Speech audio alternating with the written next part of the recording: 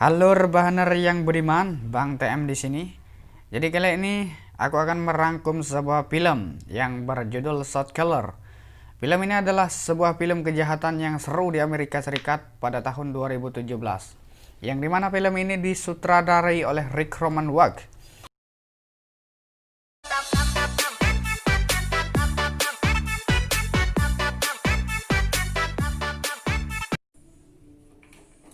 Sebelum nonton, gua saranin nyalakan kompor terlebih dahulu, panaskan panci, isi air, masak air hingga matang. Ambil gelas, isi gula, isi kopi, alias ngopi bro. Dan kalau pengen lebih nikmat lagi, siapkan juga sebatang rokok. Kalau belum punya rokok, ya ngutang dulu bro.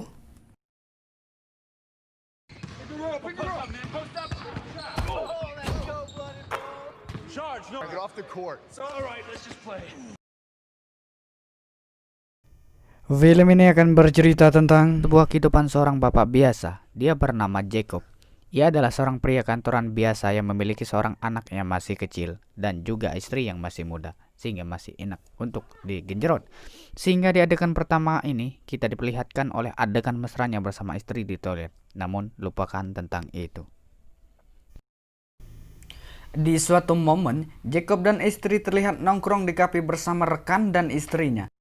Namun ketika hendak mau pulang dari acara tersebut, kejadian naas menimpa dirinya. Karena terlena dan keasikan ngobrol, tiba-tiba saja mobil yang disopirnya tak terkendali dan menabrak tiang yang mengakibatkan tiangnya penyok. Maksudnya mobilnya yang penyok.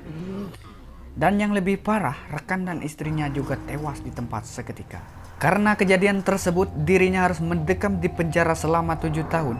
Dan di awal masuk penjara, ia dijumpai istrinya karena tak rela. Jika Jacob masuk penjara, ia bingung bagaimana harus membayar cicilan mobil yang telah ia tabrakan.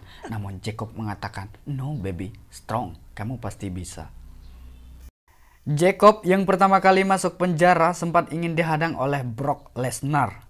Namun dengan akal cerdiknya, dengan beralasan kebelet pipis, dia diizinkan lewat. Jer, calak nih orang. Terlihat seperti ada orang Papua yang lugu, lemah, dan hitam. Dan di malam pertamanya di dalam penjara, Jacob harus menyaksikan pria tersebut dibully, disiksa, dan yang lebih parahnya lagi, pria tersebut disodomi. Jadi buat kamu yang belum tahu sodomi, cari dulu pengertiannya di Google ya. Melihat itu, Jacob pun takut dan pura-pura tertidur. Dari kejadian semalam, Jacob sadar bahwa untuk hidup di dalam penjara, dirinya harus terlihat kuat, berani, dan disegani agar tidak dilecehkan. Untuk itu, Jacob pun melakukan adegan meninju salah satu anggota geng di sana, sehingga terjadilah pertarungan yang sengit di antara mereka berdua hingga dimenangkan oleh Jacob.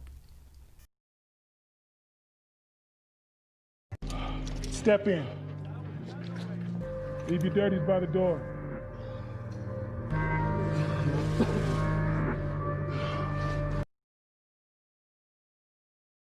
Seusai kejadian tersebut, salah satu gangster yang melihatnya bertarung tempo hari kemarin tertarik pada Jacob dan ingin merekrutnya menjadi salah satu anggota gangsternya. Jacob pun tertarik. Semua hal di dalam penjara tidaklah gratis. Bergabungnya Jacob dengan gangster tersebut, ia ditugaskan untuk menjalankan bisnis gangster tersebut dengan mengedarkan narkoba jenis heroin yang kemudian dibungkus dengan balon-balon dengan cara dimasukkan ke dalam lubang burit. Dan di tengah malam Jacob pun melakukannya. Kebayang gak tuh belinya gimana? Pagi harinya dia pun pura-pura berak untuk melancarkan aksinya, yaitu mengeluarkan narkoba tersebut dari lubang buritnya.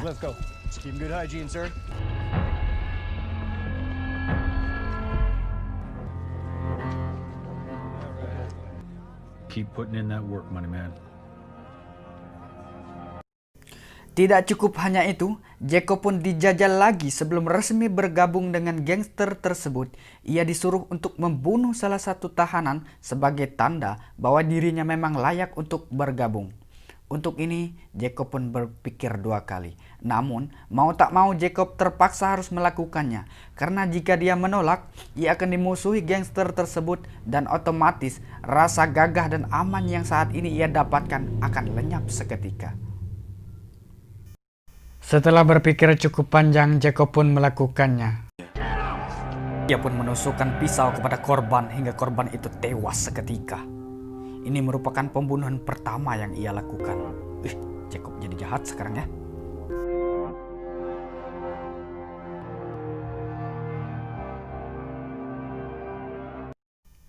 Beberapa tahun berlalu, Jacob pun sudah nampak berbeda dengan ditumbuhi kumis dan jenggot seperti layaknya Mang Jupri.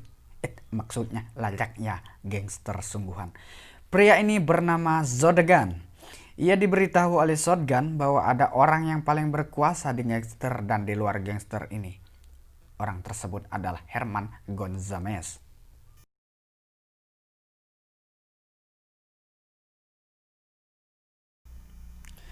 Suatu hari terjadi kerusuhan antar gangster di mana Jacob juga ikut berperan di situ.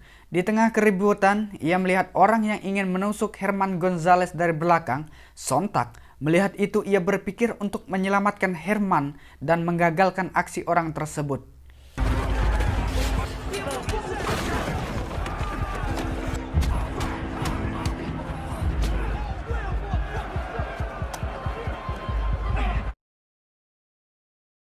Benar saja, aksi orang tersebut dapat berhasil digagalkan oleh Jack sehingga membuat Herman merasa berhutang budi padanya. Dalam hati Jacob, ini hanya akalanku saja Herman untuk menarik perhatianmu agar aku diangkat. Jir. Namun karena kejadian pembunuhan yang dilakukannya tersebut, Jacob mendapat hadiah penambahan waktu kurungan selama 7 tahun. Hal itu membuat istrinya bersedih. Jacob pun mengingatkan istri untuk jangan lupa melunasi cicilan mobilnya dan melupakan dirinya. Jacob pun dipindahkan di tempat lain, di mana tempat tersebut khusus untuk mengurung tahanan dengan tindak kriminalitas tinggi. Saat tiba di tempat sel barunya, Jacob pun dengan gaya wibawa tinggi langsung bertanya pada teman sekamarnya, "Siapa orang yang paling berkuasa di sini, bro?" Ketika melihat Jacob membuka bajunya, ia tampak kekar seperti gorila liar yang dikurung dalam kandang. Setelah bertemu dan bertatap muka, Jacob pun melakukan perbincangan dengan Redwood karena melihat itu langsung mengatakan bahwa sesungguhnya dirinya bukanlah penguasa sebenarnya di dunia gangster. Karena hanya ada satu pemimpin tertinggi yang bernama The Beast. The Beast sendiri dikurung terpisah dari yang lain karena tempat tersebut khusus untuk mengurung tahanan yang paling berbahaya. Untuk itu Jacob pun bertarung dengan salah satu gangster yang cukup berbahaya di sana, bermaksud hanya untuk bertemu The Beast. Hey. Benar saja, karena ownernya tersebut, Jacob dipindahkan di tempat di mana The Beast dikurung. Ia dibawa oleh salah satu sipir penjaga tahanan, yang mana penjaga sipir tersebut, ia masih merupakan anak buah dari The Beast ini. Sedikit penjelasan tentang The Beast. Ia adalah pemimpin gangster yang paling berbahaya di dunia. Walaupun ia berada di dalam penjara, ia masih bisa mengendalikan keadaan di luar sana dan begitu juga di dalam penjara. Contohnya saja sipir yang bernama Robert ini. Ia dijadikan tangan kanan oleh The Beast dengan diberi setoran setiap bulannya oleh The Beast. The Beast pun tertarik dengan kekuatan Jacob. Kemudian The Beast mengangkat Jacob sebagai tangan kanannya. Karena Jacob kini sudah masuk ke dalam wilayah The Beast, ia mengancam Jacob untuk menuruti semua perintah dan keinginannya. Karena kalau jika dia menolak, dia akan menyuruh orang untuk membunuh istri dan anaknya di luar sana. Untuk itu terpaksa Jacob harus menuruti semua perintah dari The Beast. Singkat cerita, beberapa tahun berlalu ia mendapatkan pengurangan masa tahanan dan tak lama setelahnya Jacob pun bebas. Ia sangat senang dengan berita tersebut karena ia bisa berjumpa dengan anak dan istrinya. Tetapi harapannya ternyata tak sesuai dengan harapan. Karena sesungguhnya The Beast telah memerintahkan Jacob untuk mengurus bisnisnya di luar sana. Walaupun Jacob sempat menolak, ia pun teringat ancaman yang saat itu dilontarkan oleh The Beast. Sehingga ia pun terpaksa menjalankan bisnis yang dikehendaki The Beast tersebut.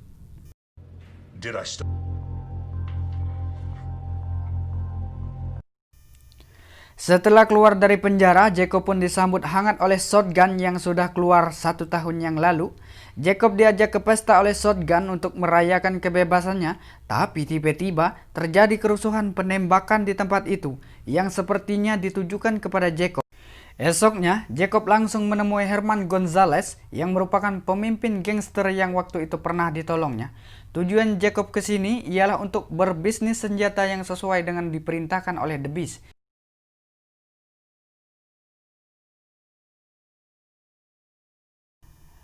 Di adegan lain, diam-diam Jacob menemui istrinya karena jika ada gangster lain yang tahu akan hal ini, keselamatan keluarganya akan terancam. Jacob memberi sejumlah uang kepada istrinya karena waktu itu kita tahu istrinya sempat bersedih dan bingung untuk membayar cicilan mobil yang saat itu ditabrakkan oleh Jacob. Jacob di sini juga mengatakan kepada istrinya untuk melupakannya.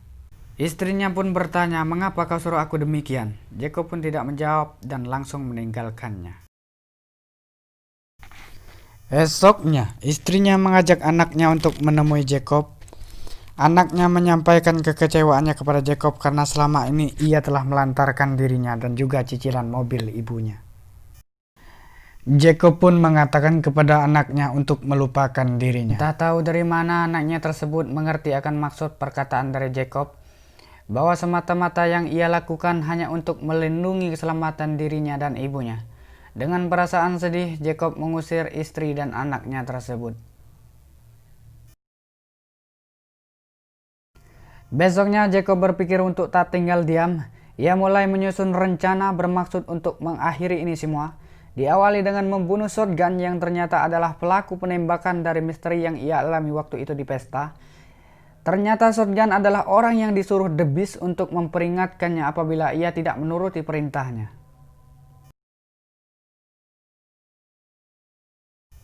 Selanjutnya Jacob berpura-pura untuk mengurusi bisnis senjata yang telah diperintahkan oleh The Beast.